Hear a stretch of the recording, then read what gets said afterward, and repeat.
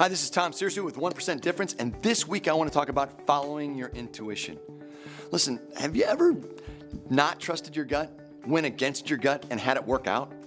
I never have. Every time I go against my gut and I talk myself into something, I wind up making a choice or a decision that later on I go, I knew it was going to go wrong. Well, I'm going to tell you, you probably have the same experience, and you need to learn to trust your gut. But you know, your gut is a muscle, and it gets stronger and louder the more you work with it. So you're going to work with it a little bit more, and I want to give you some clear ideas about what you can do with it. But first, let's talk about what not to do. Your gut doesn't work on reflex decisions, all right? It needs a little bit of time, especially as you're working with it, to ask the really important questions and spend a little bit of time considering what the answers are. Your gut will come back with what you feel right with or wrong with it. But the fast decisions, oftentimes, those aren't gut decisions. Those are oftentimes just reflex decisions based upon good and bad decisions you've made in the past. And on the big things, you need a little bit more time. Secondly, be careful that you don't seek counsel on your big decisions too early. I think it's great to seek counsel. I think it's great to have a brain trust of people that are advising you, but make certain that you get clear on what's important in your own inside before you go outside. All right, now, what to do? When you're working with your gut, the first and most important thing you need to do is to spend time defining what is the issue and what are my options. Getting down with a piece of paper or on a whiteboard and sketching that out for yourself and laying out all the things is an enormously clearing and cleansing activity. Secondly, set a little bit of quiet time.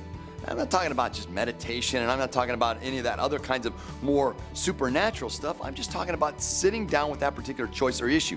The hiring, the firing, the reaching out into a new marketplace.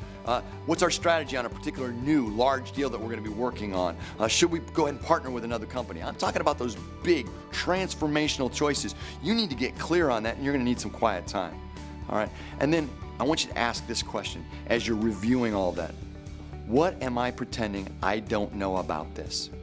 See, that's a gut question, all right? And oftentimes your brain has been talking you into or out of something by hiding from you or explaining away information you already have.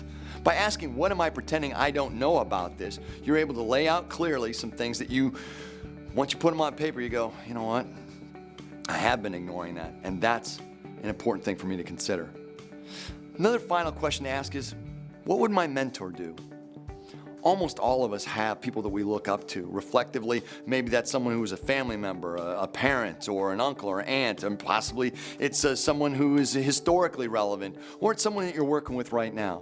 Understanding what your mentor would do is sometimes the best way to touch into your gut, because what your mentor would do would always be in your best interests. The questions that they would ask would be the kinds of questions that would provide for you the best outcome. Sometimes our mentors have our best interests ahead of the way we would put them.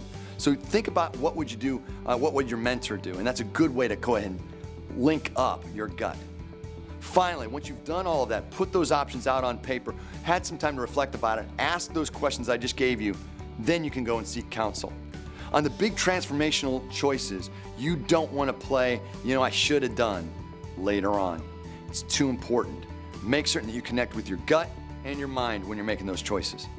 Until we get a chance to talk again, go out and make the 1% difference.